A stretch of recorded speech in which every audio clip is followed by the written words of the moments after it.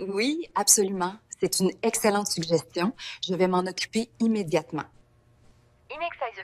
45층 회의실을 청소 중이었던 은희는 갑자기 회의실 전화기가 울려 당황했습니다. 자신이 받으면 안 될 것을 알고 있었지만 뭔가 강한 끌림이 있어 전화를 받았는데 상대는 프랑스 파리 본사의 사람이었지 뭡니까? 그런데 신기하게도 상대의 프랑스어가 전부 귀에 들어오는 것이었습니다. 심지어 프랑스 말을 할 수 있을 것 같다는 생각에 입이 근질근질하기까지 했습니다. 32년 전 기억을 잃은 은희는 프랑스어를 배운 적도 없었는데 말이죠. 하지만 은희가 입을 열자 놀라운 일이 벌어졌습니다. 프랑스어가 은희의 입에서 너무나도 자연스럽게 흘러나온 것이었습니다. 그리고 그런 은희의 전화를 몰래 엿듣고 있는 사람이 있었는데 아니, 이 억양은 서연이가 아닌가? 바로 은희가 청소부로 일하는 회사의 회장인 최진호였습니다. 하지만 이상하게도 그가 부른 이름은 은희가 아니었죠.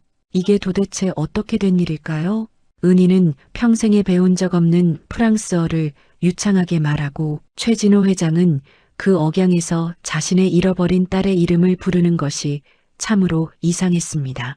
과연 이 두 사람은 어떤 관계인 것일까요? 이야기의 끝까지 함께 하시면서 두 사람의 운명적인 만남을 지켜봐 주세요.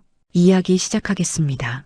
새벽 4시 아직 어둠이 짙게 깔린 태양그룹 본사 건물 3층 여자 화장실에서 희미한 불빛이 새어나왔습니다. 은희는 차가운 수돗물에 손을 담갔어요. 손끝이 시려웠지만 이 차가움이 좋았습니다. 잠시나마 자신이 살아있다는 것을 느낄 수 있었으니까요. 거울 속에는 낯선 여인이 서 있었습니다. 회색빛이 도는 머리카락, 깊게 패인 주름, 그리고 텅 빈 눈동자. 50년을 살았다는데 32년의 기억이 통째로 사라진 여인. 그게 바로 자신이었죠. 나는 누구일까? 매일 아침 똑같은 질문을 던졌습니다. 하지만 거울은 늘 침묵으로 대답했어요. 은희는 한숨을 내쉬며 청소도구함을 열었습니다. 오늘도 어김없이 시작되는 하루였죠. 청소부 유니폼을 입으며 은희는 잠시 멈췄습니다. 왼쪽 가슴에 새겨진 이름표를 손가락으로 쓰다듬었어요. 박은희. 이 이름이 자신의 전부였습니다. 32년 전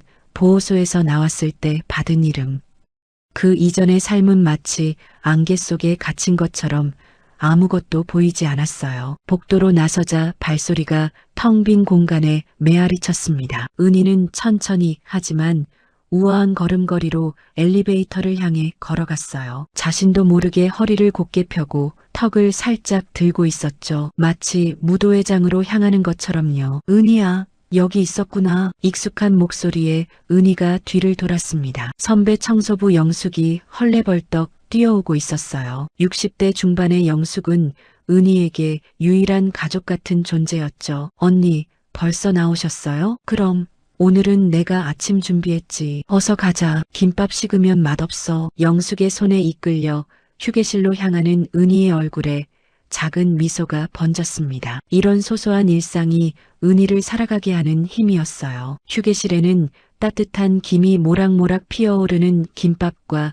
된장찌개가 놓여 있었습니다. 은희는 젓가락을 들며 무의식적으로 손목을 살짝 돌렸어요. 그 모습이 어쩐지 품이 있어 보였죠. 은희야, 너는 김밥 먹는 것도 참 예쁘게 먹는다? 영숙이 혀를 차며 말했습니다. 그게 무슨 말씀이에요? 아니, 보통 사람들은 그냥 덥석덥석 먹는데 너는 꼭 뭐랄까? 호텔에서 밥 먹는 사람 같달까? 은희는 어색하게 웃었습니다. 사실 자신도 가끔 이상했어요. 왜 이렇게 행동하는지, 어디서 배운 건지 전혀 기억나지 않았으니까요. 아침을 먹고 40층으로 올라갔습니다. 오늘은 임원 회의실을 청소하는 날이었어요. 넓은 회의실에 들어서자 은희는 잠시 숨을 고르며 창밖을 바라봤습니다. 아직 어두운 서울의 스카이라인이 눈앞에 펼쳐졌어요. 저 멀리 남산타워가 희미하게 빛나고 있었죠. 순간 가슴 한구석이 아려왔습니다. 무언가 그리운 듯한, 하지만 무엇이 그리운지 알 수 없는 막막함이 밀려왔어요. 은희는 고개를 저으며 청소를 시작했습니다. 커다란 회의 테이블을 닦고 의자를 하나하나 정리했어요. 그때 구석에 놓인 작은 라디오가 눈에 들어왔습니다. 누군가 켜놓고 간 모양이었죠. 잔잔한 클래식 음악이 흘러나오다가 갑자기 DJ의 목소리가 들려왔습니다. 새벽에 듣는 추억의 샹송입니다. 에디트 피아프의 La vie en rose. 장밋빛 인생이죠. 순간 은희의 손이 멈췄습니다. 피아노 선율이 시작되고 이어서 에디트 피아프의 독특한 목소리가 흘러나왔어요. 은희는 자신도 모르게 입을 열었습니다. Quand il me prend dans ses bras. 프랑스어가 자연스럽게 흘러나왔어요. 정확한 발음으로 마치 프랑스인처럼 유창하게.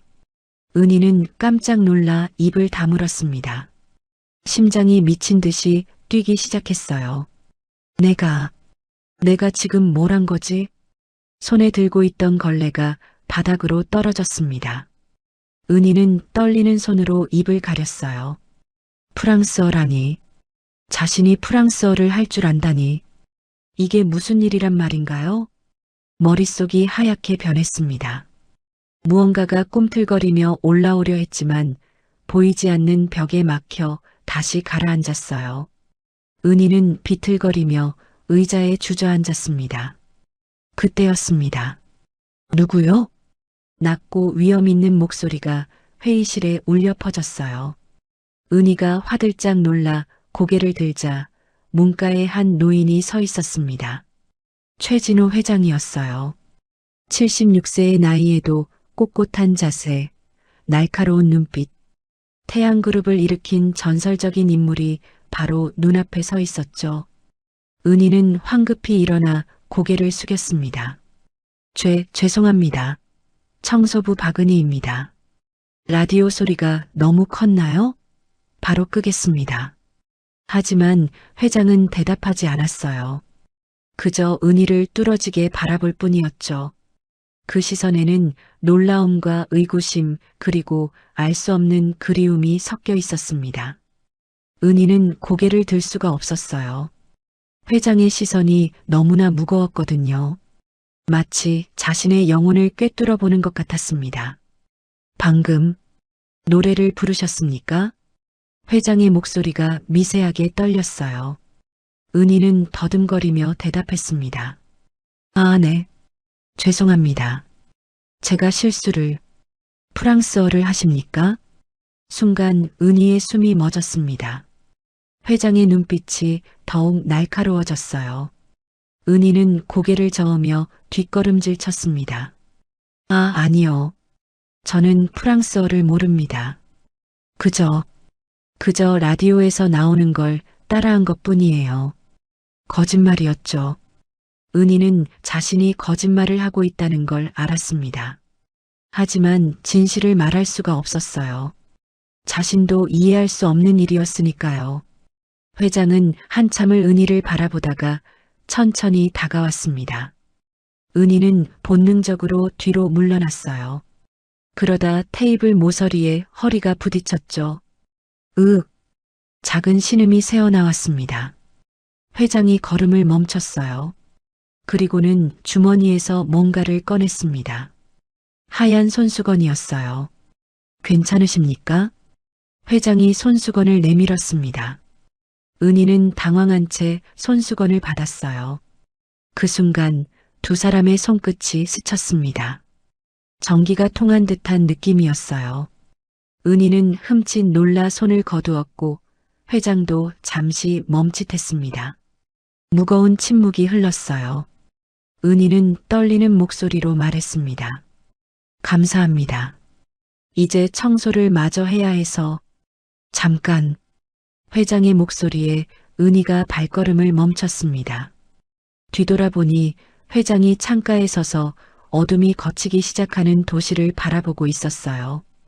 혹시 파리에 가본 적이 있습니까? 뜬금없는 질문이었죠. 은희는 고개를 저었습니다. 아니요. 저는 해외는커녕 서울 밖도 제대로 나가본 적이 없어요. 회장이 천천히 고개를 돌렸습니다. 그 눈빛에는 깊은 슬픔이 담겨 있었어요. 마치 오래전에 잃어버린 무언가를 찾는 사람처럼요. 그렇군요. 가십시오. 은희는 황급히 청소 도구를 챙겨 회의실을 나왔습니다. 복도로 나오자마자 다리에 힘이 풀렸어요. 벽에 기대어 가쁜 숨을 몰아쉬었죠. 대체 무슨 일이 일어나고 있는 거야? 가슴이 여전히 미친 듯이 뛰고 있었습니다. 프랑스어, 회장의 이상한 질문, 그리고 손끝이 닿았을 때의 그 묘한 감정. 모든 게 혼란스러웠어요. 은희는 떨리는 다리를 이끌고 엘리베이터로 향했습니다. 그때 회의실 안에서 회장의 목소리가 희미하게 들려왔어요. 서연아. 은희의 발걸음이 멈췄습니다. 서연? 그게 누구지? 왜 그 이름을 듣는 순간 가슴 한구석이 아려오는 걸까요? 하지만 은희는 고개를 저으며 다시 걸음을 옮겼습니다. 자신과는 상관없는 일이라고 그렇게 스스로에게 말했어요. 하지만 그날 이후 은희의 삶은 완전히 달라지게 됩니다. 매일 밤 꿈속에서 들려오는 목소리가 더욱 선명해졌어요. 서연아, 서연아. 누군가 절박하게 자신을 부르는 소리. 그리고 폭발음, 비명, 연기. 꿈에서 깨어날 때마다 은희는 온몸이 땀으로 흠뻑 젖어 있었죠. 며칠 뒤 은희는 다시 40층 회의실을 청소하게 되었습니다. 이번에는 일부러 라디오를 켜지 않았어요. 조용히 묵묵히 청소만 했죠. 하지만 운명은 그녀를 가만두지 않았습니다. 또 만났군요. 은희가 깜짝 놀라 돌아보니 회장이 서 있었어요. 이번에는 비서도 없이 혼자였죠. 은희는 조심스럽게 인사했습니다. 안녕하세요, 회장님.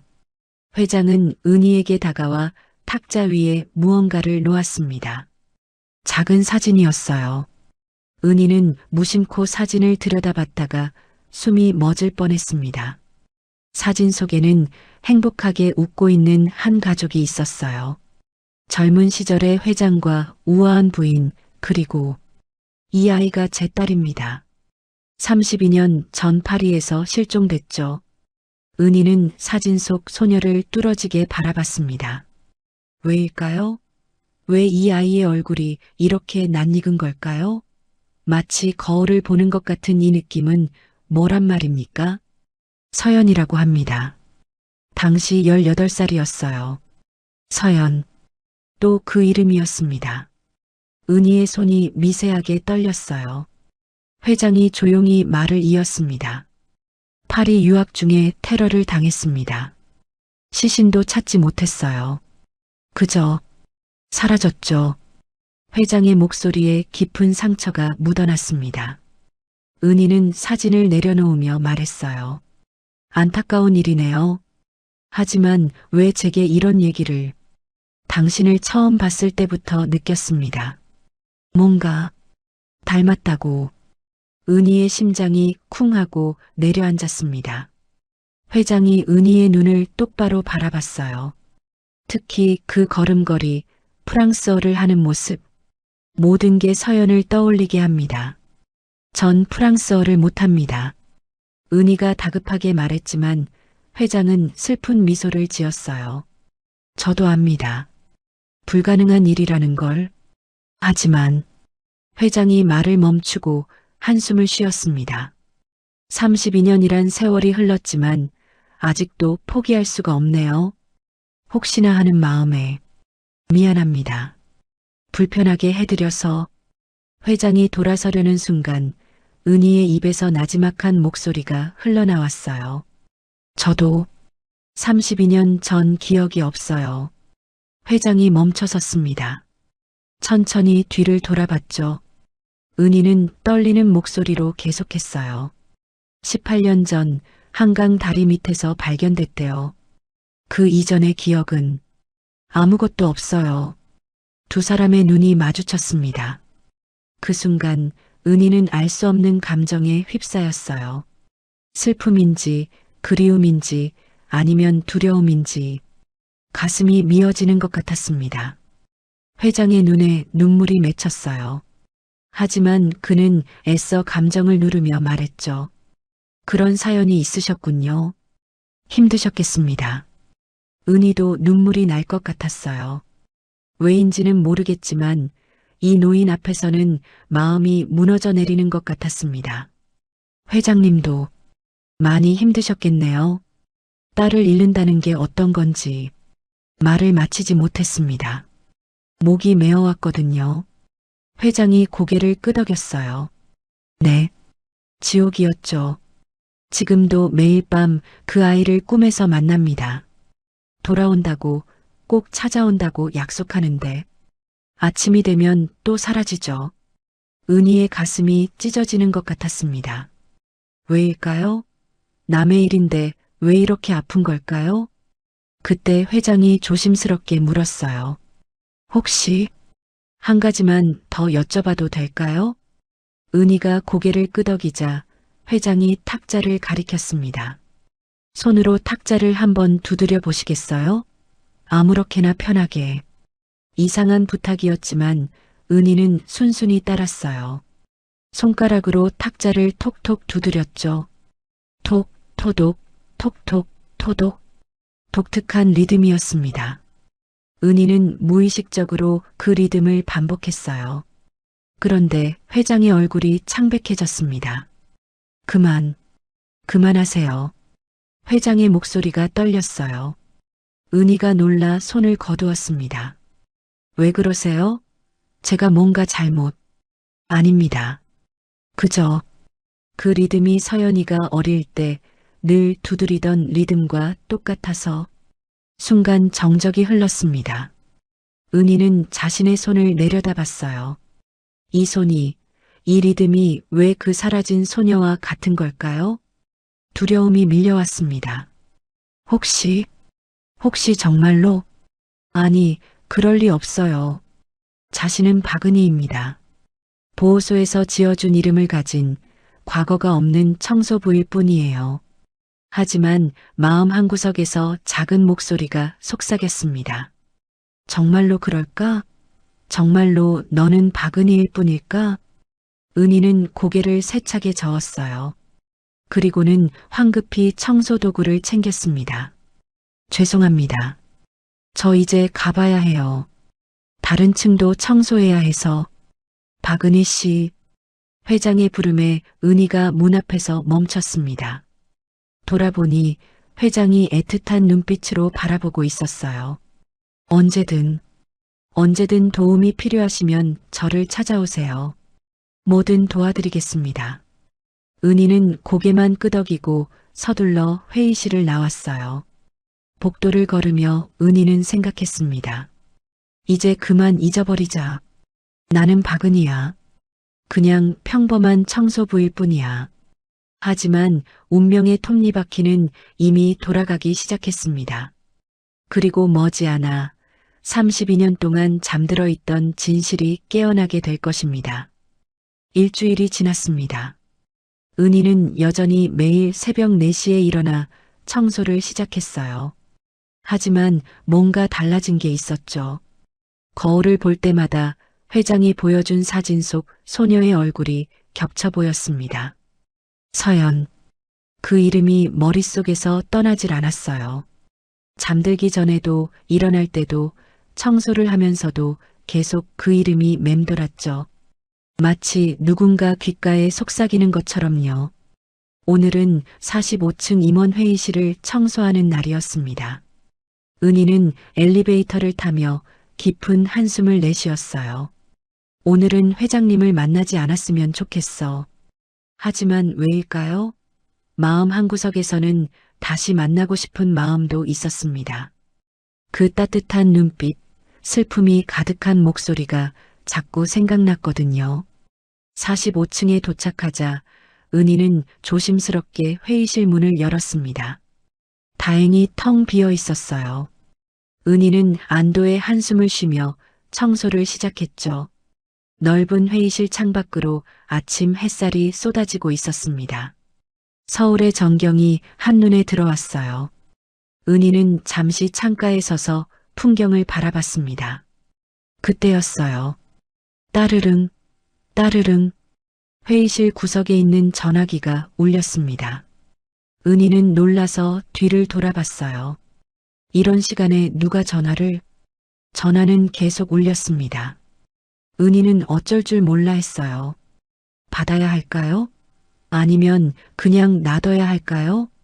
하지만 전화벨 소리는 멈출 줄 몰랐습니다. 마치 꼭 받아야 한다고 재촉하는 것처럼요. 은희는 조심스럽게 수화기를 들었습니다. 여보세요? Oh. CS Le Bureau d'Essai? 순간 은희의 심장이 멎었습니다. 프랑스어였어요. 상대방이 프랑스어로 말하고 있었죠. J. Church, Monsieur le Président Choi. CS Urgent. 은희는 당황해서 한국어로 대답했습니다. 죄송합니다. 저는 청소부예요. 회장님은 안 계시고. Vosny parlez pas français? CS très urgent. Il y a un problème avec le contrat. 상대방의 목소리가 다급해졌어요. 계약에 문제가 있다는 것 같았습니다. 은희는 전화를 끊으려다가 멈췄어요. 왜일까요? 상대방의 말이 다 이해됐습니다. 마치 한국어를 듣는 것처럼 선명하게요.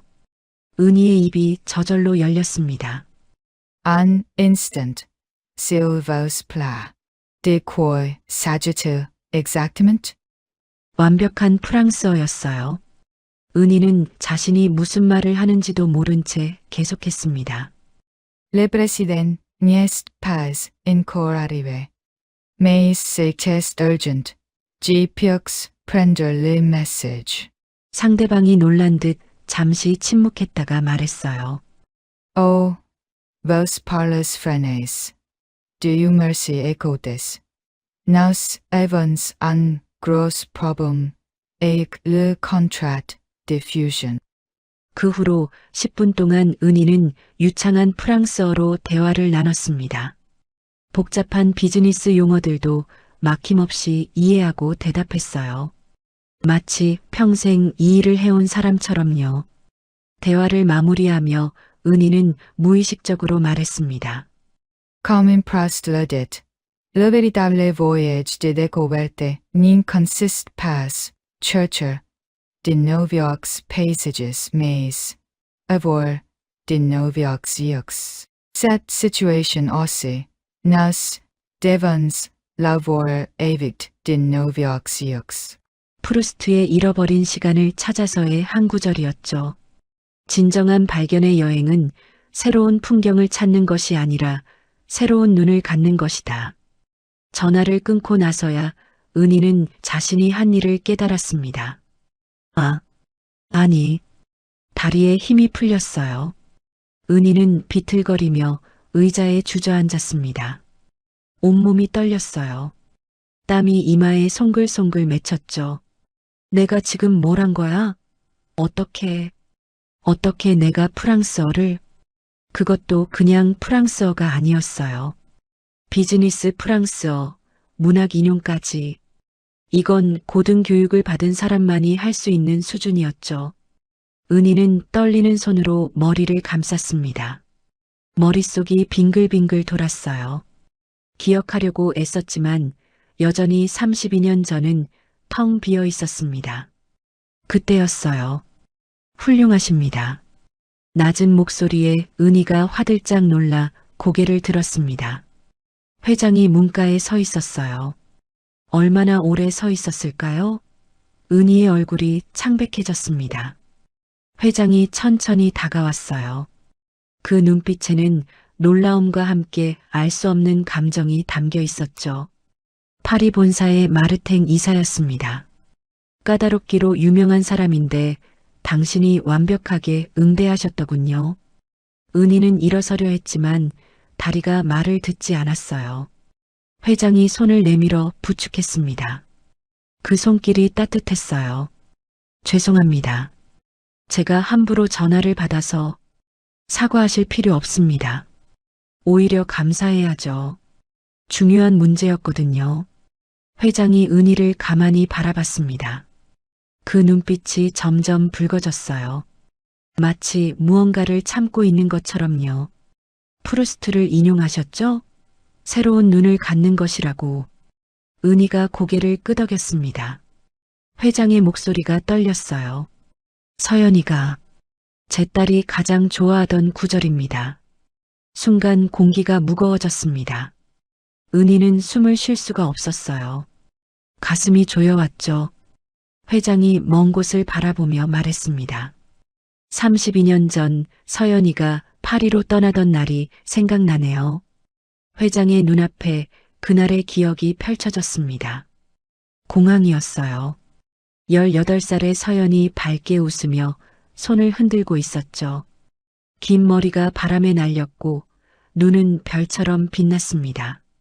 Papa, Nathan quite pass. G. reviendrai, bent.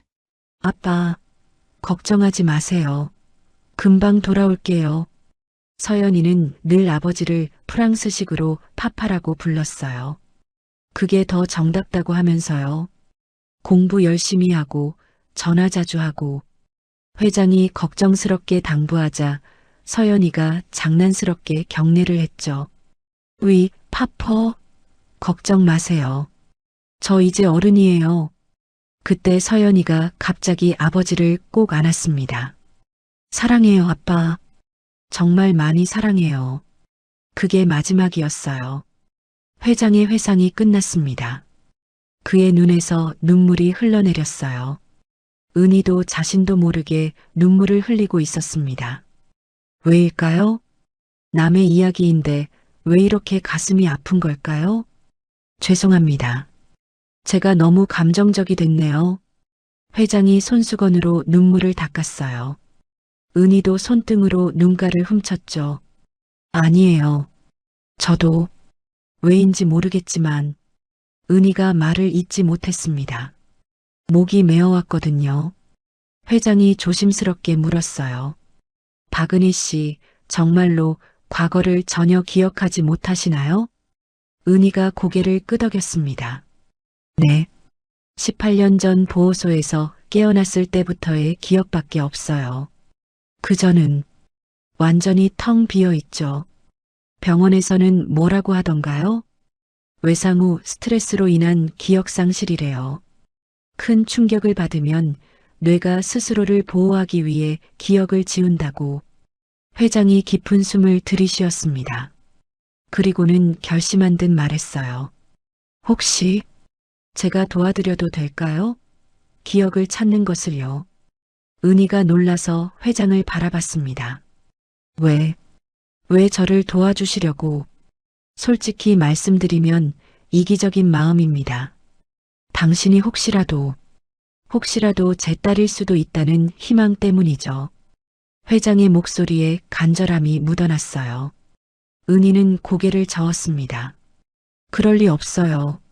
저는 그저 평범한 청소부가 파리 본사와 완벽한 비즈니스 프랑스어로 통화를 하고 프루스트를 인용하나요? 은희가 입을 다물었습니다. 회장이 계속했어요. 그리고 그 손가락 리듬, 걸음걸이, 말투, 모든 게 서연이를 떠올리게 합니다. 은희의 눈에서 또다시 눈물이 흘렀어요.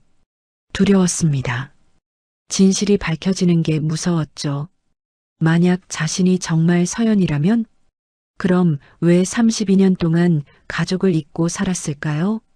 왜 이렇게 비참한 삶을 살아야 했을까요? 무서워요. 은희가 작은 목소리로 말했습니다.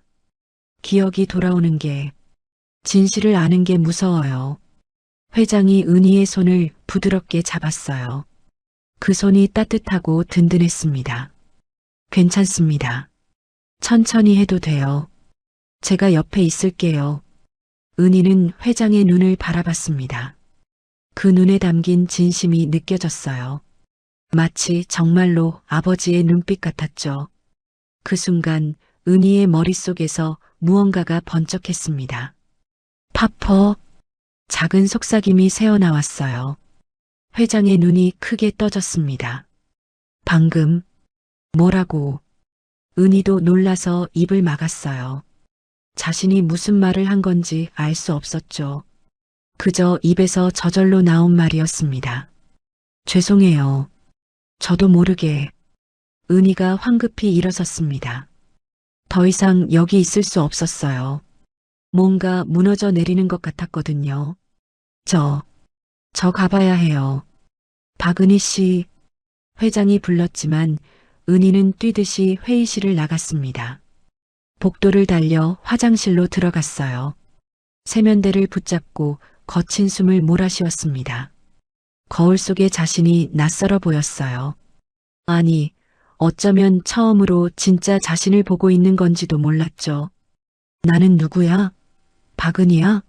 아니면 거울 속의 여인이 대답 없이 그녀를 바라봤습니다. 눈에는 눈물이 가득했고 얼굴은 창백했어요.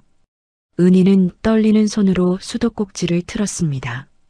찬물을 얼굴에 끼얹었어요. 하지만 혼란스러운 마음은 가라앉지 않았죠. 그때 핸드폰이 울렸습니다. 양할머니였어요. 은희야, 어디니? 왜 이렇게 늦어? 할머니의 목소리를 듣자 조금 안정이 됐습니다. 은희는 심호흡을 하고 대답했어요. 죄송해요, 할머니. 곧 갈게요. 그래, 조심해서 와. 국 끓여놨으니까 와서 먹어. 전화를 끊고 은희는 거울을 마지막으로 한 번 봤습니다. 일단은 박은희로 살자. 그게 더 안전해. 하지만 마음속 깊은 곳에서는 알고 있었어요. 이미 판도라의 상자가 열렸다는 걸. 이제 진실을 피할 수 없다는 걸요. 은희가 화장실을 나왔을 때 복도 끝에서 회장이 기다리고 있었습니다. 놀라게 해서 죄송합니다. 그저 혹시라도 기억이 돌아올까 싶어서. 회장이 미안한 듯 말했. 은희는 작게 고개를 숙였습니다. 괜찮아요. 저도 알고 싶어요. 제가 누구인지. 두 사람은 잠시 말없이 서 있었습니다. 아침 햇살이 복도 창문으로 쏟아져 들어왔어요. 그 빛 속에서 은희는 생각했습니다. 어쩌면 정말로 집으로 돌아갈 수 있을지도 몰라. 32년. 너무나 긴 시간이었지만 아직 늦지 않았을지도 모릅니다. 은희는 회장을 바라보며 작게 미소 지었어요. 그 미소에는 두려움과 함께 희망도 담겨 있었죠. 도와주세요. 제 기억을, 제 과거를 찾을 수 있게. 회장의 눈에 눈물이 맺혔습니다. 그는 고개를 끄덕였어요. 그럼요. 꼭 찾아드릴게요. 약속합니다. 그렇게 두 사람의 여정이 시작되었습니다. 잃어버린 32년의 시간을 찾아가는 길고도 아픈 여정이요. 또 그 꿈이었습니다. 파리의 어느 카페. 따뜻한 햇살이 창문으로 쏟아져 들어왔어요. 누군가 은희의 손을 잡고 있었습니다. 얼굴은 보이지 않았지만 그 손길은 따뜻했죠. GTAI미 마 CHRI. 사랑해, 내 사랑. 남자의 목소리였어요. 부드럽고 다정한 목소리. 은희는 행복했습니다. 마치 세상의 모든 행복을 다 가진 것 같았어요. 그때였습니다. 쾅! 귀를 찢는 듯한 폭발음이 들렸어요. 카페의 유리창이 산산조각 났습니다. 비명 소리가 사방에서 터져 나왔죠. 서연아, 서연아. 누군가 필사적으로 자신을 부르고 있었어요. 연기 속에서 흐릿한 형체가 다가왔습니다. 도망쳐, 빨리. 그리고 또다시 폭발음. 세상이 빨갛게 물들었어요. 뜨거운 열기가 온몸을 덮쳤죠. 안 돼. 은희는 비명을 지르며 잠에서 깨어났습니다. 온몸이 땀으로 흠뻑 젖어 있었어요. 가슴이 미친 듯이 뛰었죠. 새벽 3시. 은희는 떨리는 손으로 물을 마셨습니다. 벌써 일주일째 같은 꿈이었어요. 프랑스어 전화 사건 이후로 악몽은 더욱 생생해졌죠. 이게 정말 내 기억일까? 은희는 젖은 이마를 닦으며 창밖을 바라봤습니다. 어두운 하늘에 별이 몇 개 반짝이고 있었어요. 꿈속의 남자는 누구였을까요? 왜 그는 자신을 사랑한다고 했을까요? 그리고 그 폭발은 은희는 고개를 저었습니다. 생각하면 할수록 머리만 아팠어요. 한편 같은 시각 태양그룹 회장 저택에서는 진호가 잠을 이루지 못하고 있었습니다. 책상 위에는 은희의 사진이 놓여 있었어요. 청소하는 모습을 몰래 찍은 것이었죠. 진호는 그 사진 옆에 32년 전 서연의 사진을 나란히 놓고 비교했습니다. 닮았어. 너무 닮았어. 나이는 들었지만 눈매와 입술 모양, 얼굴형이 놀라울 정도로 비슷했어요. 진호는 서랍에서 작은 봉투를 꺼냈습니다. 며칠 전 은희가 사용한 종이컵에서 채취한 DNA 샘플이었죠. 미안하다, 은희 씨. 하지만 확인해야만 해. 내일이면 결과가 나올 예정이었습니다. 진호의 손이 미세하게 떨렸어요. 희망과 두려움이 동시에 밀려왔죠. 만약 정말로 서연이라면? 32년 만에 딸을 되찾는다면? 하지만 또 다른 두려움도 있었어요. 왜 서연이 기억을 잃었을까? 그 32년 동안 무슨 일을 겪은 걸까? 그때 노크 소리가 들렸습니다. 아버지, 주무세요? 하은이었어요. 진호는 급히 사진들을 서랍에 넣었습니다. 들어오너라. 하은이 조심스럽게 들어왔어요. 실크 파자마를 입은 그녀의 얼굴에는 걱정이 가득했죠. 이렇게 늦게까지 안 주무시고 또 서연 언니 생각하세요? 하은은 진호 옆에 앉으며 물었습니다. 진호가 고개를 끄덕였어요. 요즘 이상한 일이 있어서 말이다. 이상한 일이요? 하은의 눈빛이 날카로워졌습니다. 하지만 금세 평온한 표정으로 바꿨죠. 진호는 잠시 망설이다가 말했어요. 청소부 중에 은희라는 여자가 있는데 묘하게 서연이를 닮았어. 순간 하은의 손이 경직됐습니다. 하지만 진호는 눈치채지 못했어요. 그냥 닮은 정도가 아니야. 프랑스어도 완벽하게 하고 서연이가 좋아하던 프루스트도 알고. 아버지. 하은이 진호의 손을 잡았습니다. 그 손이 차가웠어요. 32년이나 지났어요. 언니는 이제 없어요. 하지만 제가 있잖아요. 32년 동안 아버지 곁에서 딸 노릇한 제가요. 하은의 목소리에 서운함이 묻어났습니다. 진호가 미안한 듯 하은의 머리를 쓰다듬었어요. 그래, 내가 있지. 미안하다. 또 옛날 생각을 했구나. 하은이 억지로 미소를 지었습니다. 내일 병원 검진 있으신 거 잊지 마세요. 제가 모시고 갈게요. 그래, 알았다. 하은이 나간 후 진호는 다시 서랍을 열었습니다. DNA 샘플을 바라보며 중얼거렸어요. 미안하다, 하은아. 하지만 난 포기할 수 없어. 복도로 나온 하은의 표정이 싸늘하게 변했습니다.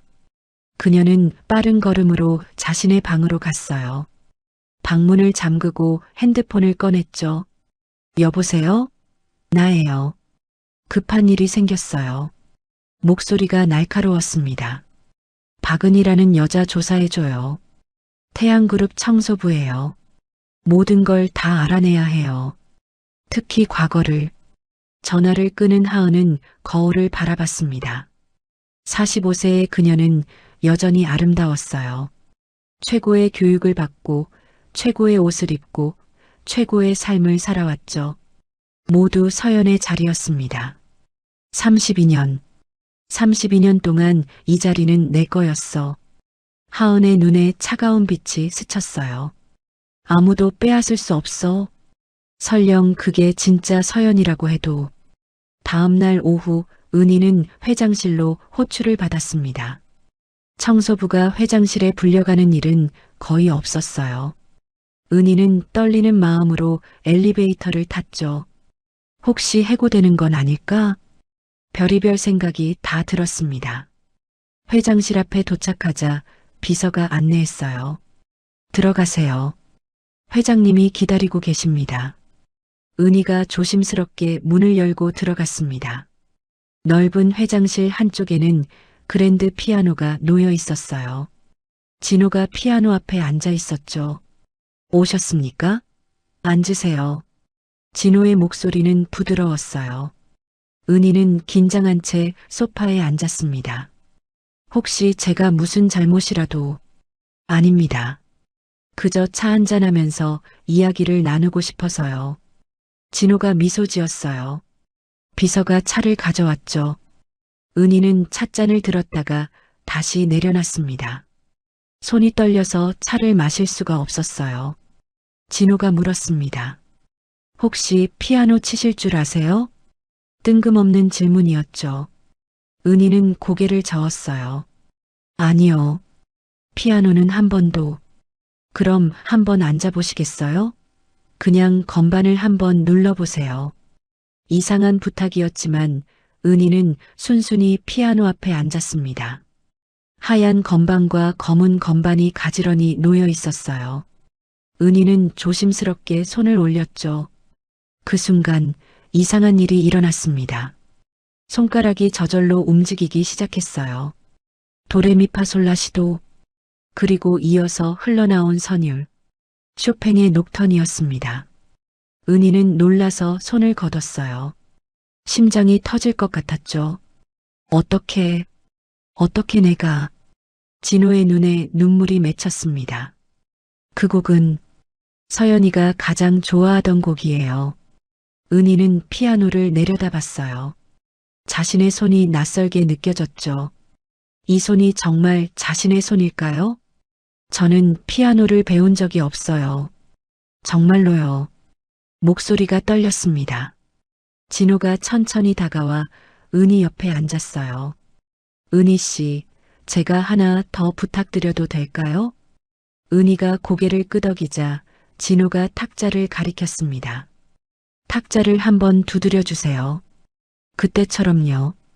은희는 망설이다가 손가락으로 탁자를 두드렸어요. 톡, 토독, 톡톡, 토독 같은 리듬이었습니다. 진호가 미소를 지으며 같이 두드렸어요. 톡, 토독, 톡톡, 토독. 이 리듬은 베토벤 5번 교향곡 운명의 첫 소절이에요. 서연이는 어릴 때부터 이 리듬을 좋아했죠. 밥 먹을 때도 공부할 때도 늘 이렇게 두드렸어요. 은희의 눈에서 눈물이 흘렀습니다. 왜일까요? 왜 이 모든 게 이렇게 자연스러운 걸까요? 회장님, 제가 조사를 좀 했습니다. 은희 씨가 발견된 시기가 32년 전이더군요. 서연이가 실종된 시기와 정확히 일치해요. 은희가 숨을 들이켰습니다. 진호가 계속했어요. 그리고 발견된 장소가 한강 다리 밑이라고 하셨죠? 거기서 프랑스 대사관까지는 불과 2km예요. 퍼즐 조각이 하나씩 맞춰지고 있었습니다. 하지만 가장 중요한 조각은 여전히 없었죠. 기억이라는 조각이요. 은희가 물었어요. 그럼 제가 정말로... 그때 회장실 문이 벌컥 열렸습니다. 하은이 들어왔어요. 얼굴이 창백했죠. 아버지, 대체 무슨 일이세요? 청소부를 회장실에 부르시고. 하은의 눈이 피아노 앞에 앉은 은희를 향했습니다. 그 눈빛에 날카로운 저기가 스쳤어요. 손님이 계셨군요. 실례했습니다. 하은이 돌아서려는데 진호가 불렀어요. 하은아, 잠깐만. 진호가 일어서며 말했습니다. 은희 씨가 피아노를 쳤는데 서연이가 좋아하던 쇼팽의 녹턴을 쳤어. 하은의 입술이 떨렸어요. 하지만 금세 평정을 찾았죠. 그게 무슨 의미가 있나요? 우연의 일치겠죠. 우연이라고 하기엔. 아버지, 하은의 목소리가 높아졌습니다. 32년이에요. 32년. 언니는 죽었어요. 왜 자꾸 엉뚱한 사람한테서 언니를 찾으려고 하세요? 은희는 불편한 마음에 일어섰어요. 저 이만 가보겠습니다. 잠깐만요. 진호가 은희를 붙잡았습니다. 그리고 주머니에서 뭔가를 꺼냈어요. 작은 목걸이였습니다. 에펠탑 펜던트가 달린 은목걸이였죠. 이것 좀 보세요. 혹시 본 적 있으신가요? 은희가 목걸이를 받아들자 순간 머릿속에서 무언가가 번쩍했습니다. 생일 축하해, 서연아. 파리에 가서도 잘 지내라. 누군가의 목소리가 들렸어요. 따뜻하고 다정한 여자의 목소리. 엄마. 은희의 입에서 작은 속삭임이 새어나왔습니다. 진호와 하은이 동시에 은희를 바라봤어요. 은희는 목걸이를 꽉 쥐고 있었죠. 눈에서는 눈물이 하염없이 흘렀습니다. 엄마가 주신 거예요. 파리 가기 전에. 그 순간 은희의 다리에 힘이 풀렸어요. 진호가 재빨리 은희를 붙잡았습니다. 은희 씨, 괜찮으세요? 은희는 대답하지 못했어요. 머릿속이 빙글빙글 돌았죠. 수많은 이미지가 파편처럼 스쳐 지나갔습니다. 생일 케이크, 웃는 얼굴들, 공항, 비행기, 파리의 거리, 그리고 다시 폭발음과 비명소리. 안 돼, 안 돼. 은희가 머리를 감싸며 신음했어요. 진호가 다급하게 물을 가져왔죠. 하은은 그 모습을 차갑게 바라보고 있었습니다. 연기일 거야. 분명히 연기일 거야. 하지만 은희의 고통은 진짜였어요. 32년 동안 잠겨있던 기억의 문이 조금씩 열리기 시작했고 그 충격은 감당하기 힘들었죠. 은희가 간신히 정신을 차렸을 때 진호가 조심스럽게 물었어요. 기억이 나시나요? 은희는 고개를 저었습니다. 조금씩, 아주 조금씩 떠오르는데 금방 사라져요. 마치 물을 손으로 움켜쥐려는 것처럼. 진호가 은희의 손을 잡았어요. 천천히 해도 됩니다. 서두르지 마세요. 그때 은희의 핸드폰이 울렸습니다. 양할머니였어요. 여보세요? 은희야, 큰일이야. 빨리 집에 와. 할머니의 다급한 목소리에 은희가 놀랐어요. 무슨 일이세요? 경찰이 와서 너를 찾고 있어. 무슨 횡령이니 뭐니 하면서. 은희의 얼굴이 새하얗게 변했습니다. 횡령이라니? 그게 무슨 소리죠? 은희는 떨리는 목소리로 말했어요. 저 가봐야 해요. 진호가 걱정스럽게 물었습니다. 무슨 일이십니까? 잘 모르겠어요. 할머니가 경찰이 저를 찾는다고. 하은의 입가에 희미한 미소가 스쳤습니다. 하지만 아무도 눈치채지 못했어요. 운명의 톱니바퀴가 점점 빠르게 돌아가기 시작했습니다. 진실과 거짓, 과거와 현재가 뒤엉키며 은희를 더 큰 혼란 속으로 밀어넣고 있었죠. 32년 전의 비밀은 과연 무엇일까요? 그리고 은희는 정말로 사라진 서연일까요? 모든 답은 아직 안개 속에 가려져 있었습니다. 인천공항. 진호는 파리행 비행기를 기다리며 핸드폰을 확인했습니다. 병원에서 온 메시지가 있었어요. DNA 검사 결과 친자 확률 99.9%. 손이 떨렸습니다. 32년 만이었어요. 32년 만에 딸을 찾은 것입니다. 진호의 눈에서 눈물이 흘렀어요. 주변 사람들이 이상하게 쳐다봤지만 상관없었죠. 서연아, 우리 서연이가 살아있었구나. 하지만 기쁨도 잠시, 걱정이 밀려왔습니다. 은희가 다급하게 나간 모습이 계속 떠올랐거든요. 경찰이 찾는다고? 대체 무슨 일이지? 진호는 비서에게 전화했어요. 나다. 박은혜 씨에 대해 조사해봐.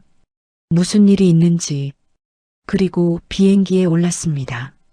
파리 지사의 중요한 계약건이 있어서 미룰 수 없었어요. 빨리 다녀와야겠어. 서연이가 은희가 날 기다리고 있을 테니까. 한편 은희는 경찰서에 있었습니다. 차가운 조사실의 형광등이 그녀를 비추고 있었어요. 맞은편에는 험악하게 생긴 형사 2명이 앉아 있었죠. 박은희 씨, 인정하시는 게 좋을 겁니다. 증거가 다 나왔어요. 형사가 서류를 탁자에 던졌습니다.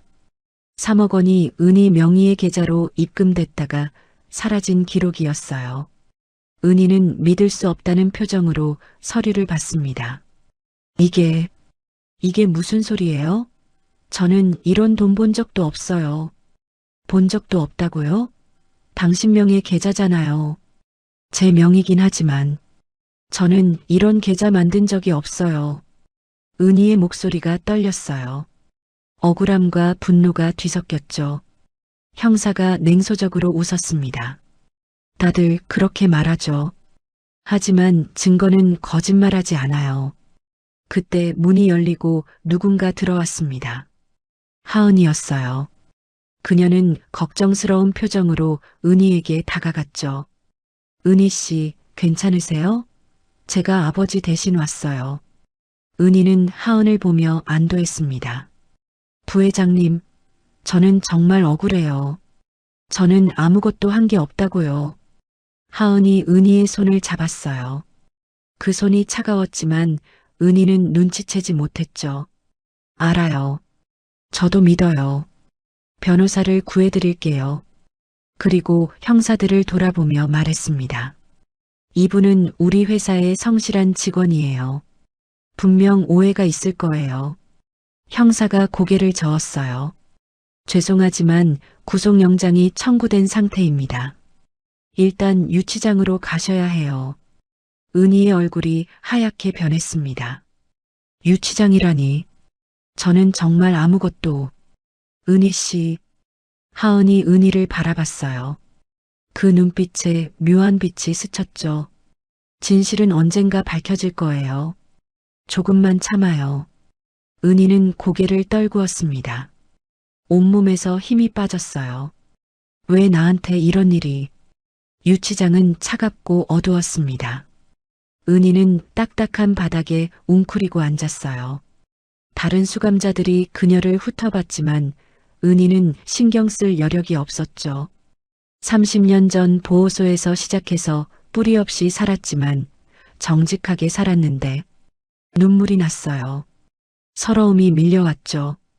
청소부로 살면서도 늘 떳떳했습니다.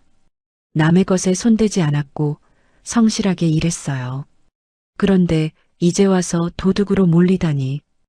은희는 차가운 벽에 기대어 눈을 감았습니다.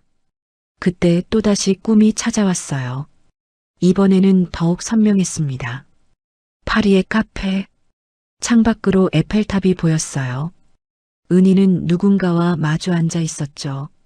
서연, 내일 아버지가 오신대? 남자의 얼굴이 조금씩 선명해졌습니다.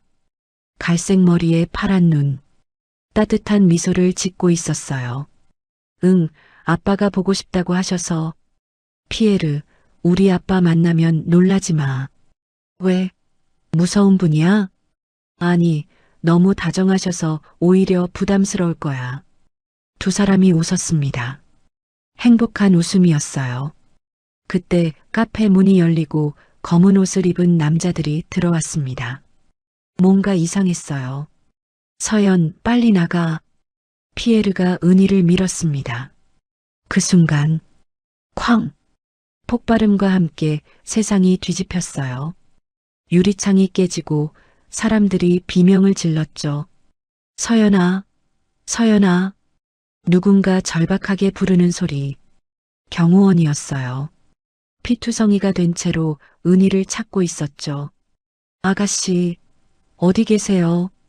은희는 대답하려 했지만 목소리가 나오지 않았습니다. 온몸이 마비된 것 같았어요. 그리고 두 번째 폭발. 더 큰 폭발이었습니다.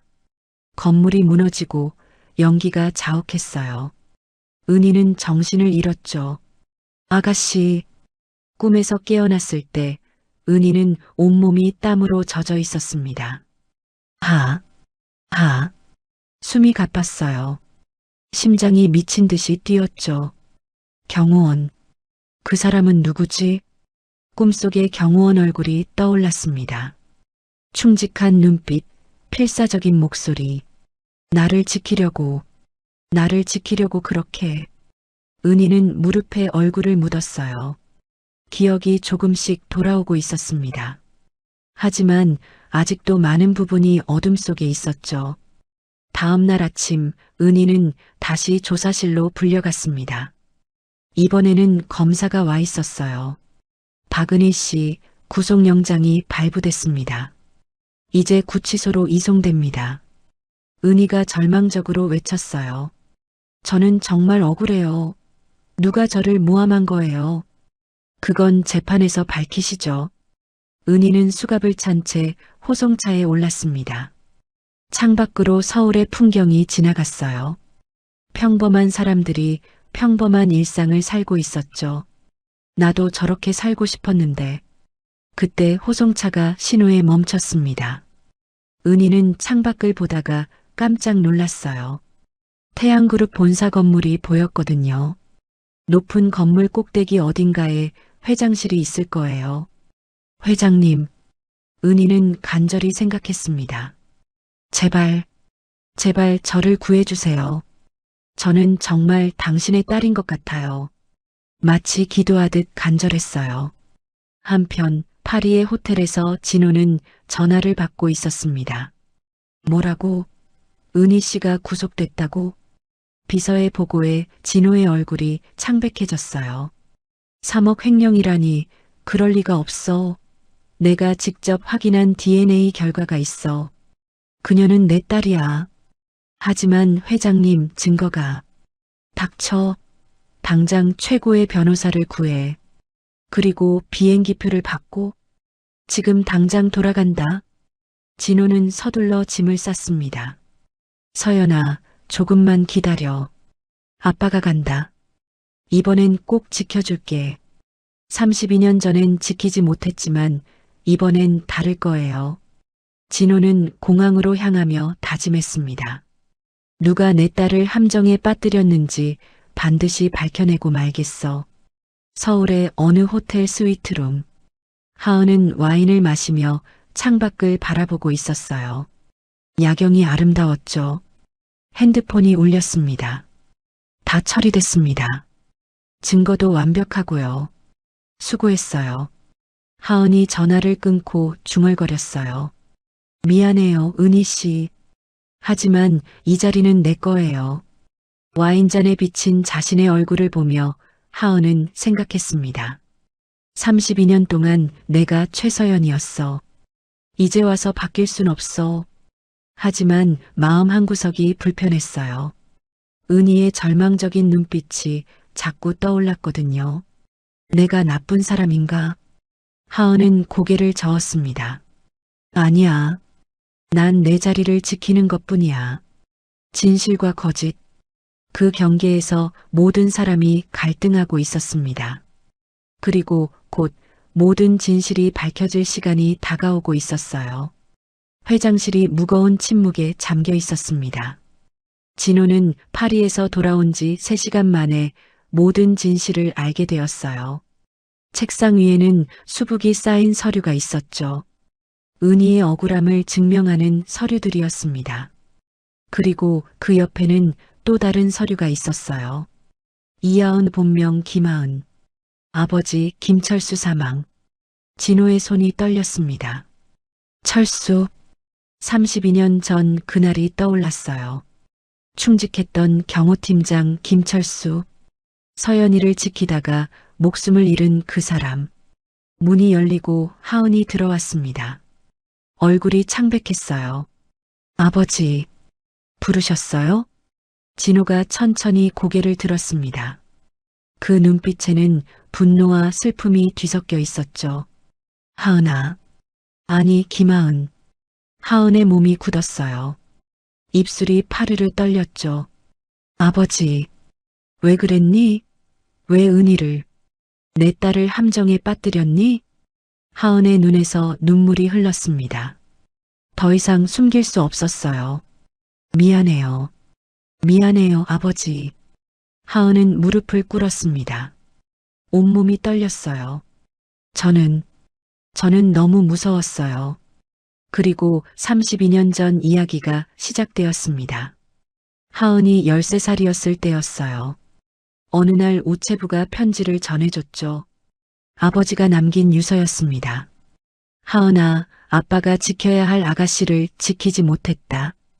이게 아빠의 유일한 속죄다. 너는 서연 아가씨 자리를 채워라. 최 회장님께 잘하고 좋은 딸이 되어라. 어린 하은은 이해할 수 없었어요.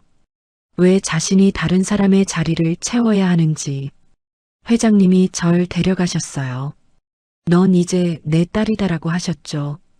하은의 목소리가 떨렸습니다. 처음엔 불편했어요.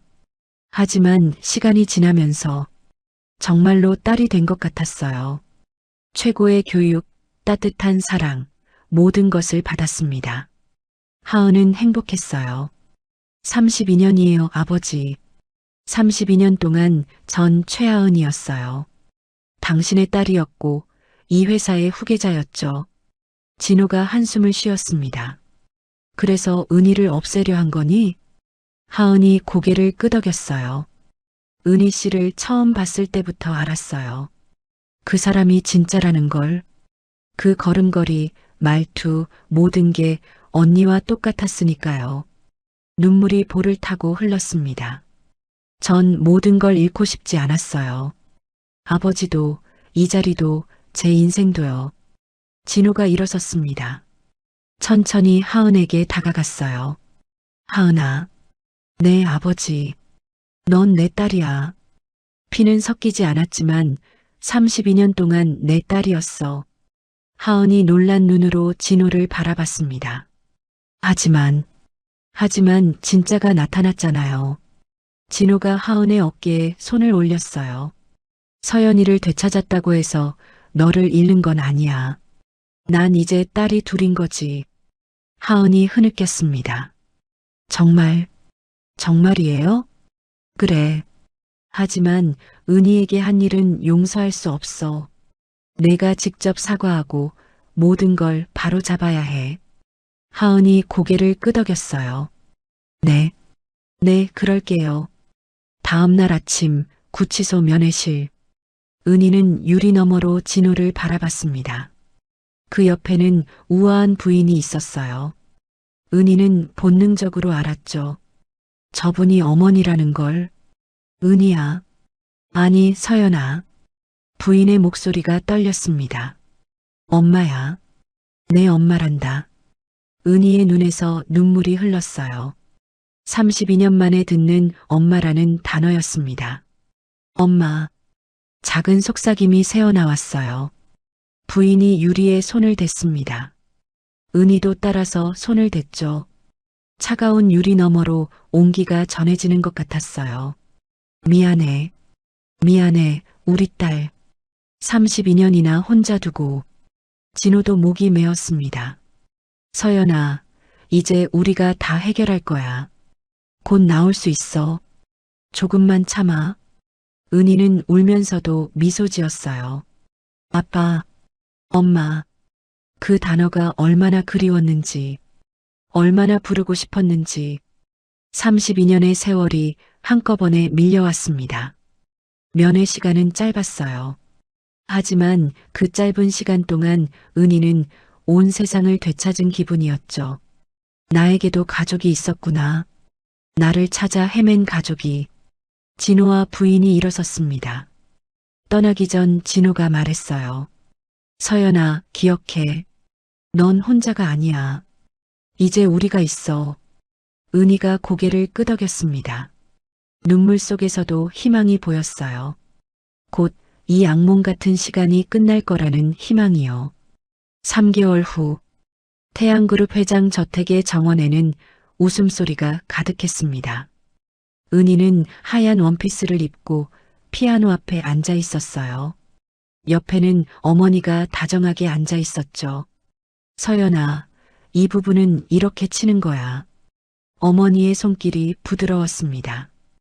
은희는 조심스럽게 건반을 눌렀어요. 아름다운 선율이 흘러나왔죠. 기억이 조금씩 돌아오고 있어 완전하지는 않았습니다.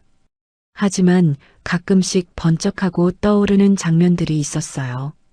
어린 시절 이 피아노 앞에서 연주하던 모습, 엄마와 함께 웃던 순간들. 언니, 밥 먹어요. 하은의 목소리가 들렸습니다. 은희가 고개를 돌리자 하은이 환하게 웃고 있었어요. 3개월 전과는 완전히 달라진 모습이었죠. 더 이상 차갑지 않았고 진심으로 은희를 언니라고 불렀습니다. 정원의 큰 테이블에는 많은 사람들이 모여 있었어요. 양할머니가 은희 옆에 앉으며 말했습니다. 우리 은희가 이렇게 좋은 집 딸이었구만. 그래도 할미한테는 여전히 우리 은희야. 은희가 할머니의 손을 꼭 잡았어요. 할머니, 저버리지 마세요. 할머니도 제 가족이에요. 그럼. 누가 버린대? 영숙과 다른 청소부 동료들도 와 있었습니다. 처음엔 어색해했지만 지금은 편하게 웃고 있었죠. 은희야, 아니 서연 씨라고 불러야 하나? 영숙이 장난스럽게 물었어요. 은희가 웃으며 고개를 저었습니다. 언니한테는 그냥 은희예요. 평생 은희로 살아왔는걸요. 식사를 마치고 은희는 자신의 방으로 올라갔습니다. 넓은 방 한쪽 벽에는 액자가 걸려 있었어요. 청소부 유니폼이었죠. 은희는 액자를 바라보며 미소 지었습니다. 박은희로 산 32년도, 최서연이었던 18년도, 모두 나의 진짜 삶이야. 그때 노크 소리가 들렸어요. 언니 들어가도 돼요? 하은이었습니다. 은희가 문을 열자 하은이 머뭇거리며 들어왔어요. 언니, 정말 괜찮아요? 제가 한 일들. 은희가 하은의 손을 잡았습니다. 하은아, 너도 피해자야. 13살의 아버지를 잃고 남의 자리를 채워야 했잖아. 하은의 눈에 눈물이 맺혔어요. 집행유예 3년. 제가 받아야 할 벌이에요. 그래도 우리 아빠가 최대한 줄여준 거잖아. 이제 새로 시작하자. 두 자매가 포옹했습니다. 피는 섞이지 않았지만 이제는 진짜 자매가 된 것 같았어요. 며칠 후 진호의 서재. 은희는 아버지 앞에 앉아 있었습니다. 서연아, 소르본 대학에서 연락이 왔다. 프랑스 문학 교수직을 제안한다고. 은희가 놀란 눈으로 진호를 바라봤어요. 정말요? 그래. 내가 쓴 논문을 봤다더구나. 32년 전에 쓰다만 논문을 최근에 완성한 걸 보고 감명받았다고. 은희는 잠시 생각에 잠겼습니다. 프랑스. 그곳은 상처의 땅이면서도 꿈의 땅이었죠. 아빠. 응? 저는 여기 있고 싶어요. 진호가 의외라는 표정을 지었습니다. 왜? 좋은 기회인데. 은희가 창밖을 바라봤어요. 서울의 풍경이 평화롭게 펼쳐져 있었죠. 32년 동안 저를 품어준 이곳에서 뭔가 하고 싶어요. 태양그룹 문화재단에서 일하면서 소외계층 아이들에게 프랑스어와 문학을 가르치고 싶어요. 진호의 얼굴에 미소가 번졌습니다. 그래, 좋은 생각이다. 내가 원하는 대로 해. 은희가 일어서며 말했어요. 늦었지만 괜찮아요. 이제야 시작이니까. 진호가 딸을 꼭 안았습니다. 그래, 우리 딸. 이제부터가 진짜 시작이야. 창밖으로 저녁 해가 지고 있었어요. 붉은 노을이 하늘을 물들였죠. 은희는 생각했습니다. 모든 끝은 새로운 시작이구나. 박은희로 살았던 32년. 최서연으로 돌아온 지금. 두 개의 이름 하지만 하나의 삶. 그것이 바로 자신이었습니다.